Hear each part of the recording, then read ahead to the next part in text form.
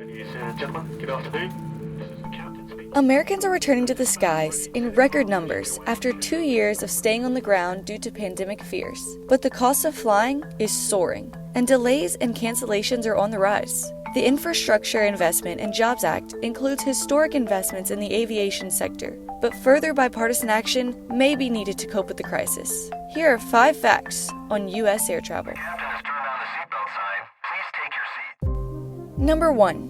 In the first half of 2022, 1 out of 5 U.S. flights were delayed, up from 16.7% during the first half of 2021. In addition, 2.8% of all U.S. flights were canceled, up from 2.1% last year. Nearly 2.5 million Americans flew on the Friday before Independence Day, the highest single day for air travel since before the pandemic. That day, 27% of U.S. flight arrivals were delayed, with an average arrival delay of 51 minutes. There are many reasons for delays. About 70% of delays are weather-related, but this year has also seen delays due to increased demand and a pilot shortage. Number 2. Domestic airfares at $437 for a round trip are at a 5-year high.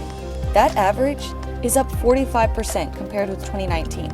Travelers planning to leave the country can expect to pay closer to $1,200 per round-trip ticket, up 31% compared to 2019. Delta CEO Ed Bastian predicts that fares this summer may be 30% higher on average than before the pandemic. In the first quarter of this year, U.S. passengers spent $21 billion on domestic flights, compared to $56 billion spent in the entirety of 2021. We'll be experiencing some turbulence. Number 3.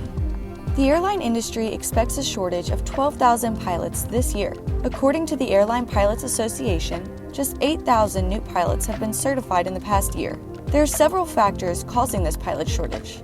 Federal regulations require pilots to retire at age 65, and about 5,800 pilots reach that age each year. Senator Lindsey Graham and some others have proposed lifting the mandatory retirement age to 67 or higher. The mandatory retirement age was 60 until 2007. Number 4. Airlines received $54 billion in federal payroll support during the pandemic. That money was intended to let airlines retain pilots and other employees so they'd be ready to work when demand returned. But airlines instead provided workers with early retirement packages and incentives to leave.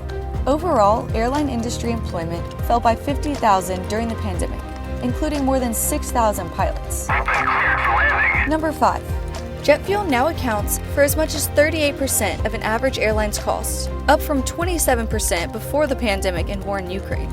At the beginning of this month, jet fuel cost airlines $3.90 per gallon.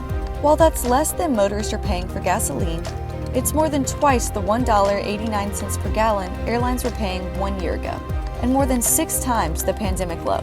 Airlines are passing on that cost to passengers. And that's what you need to know about U.S. air travel.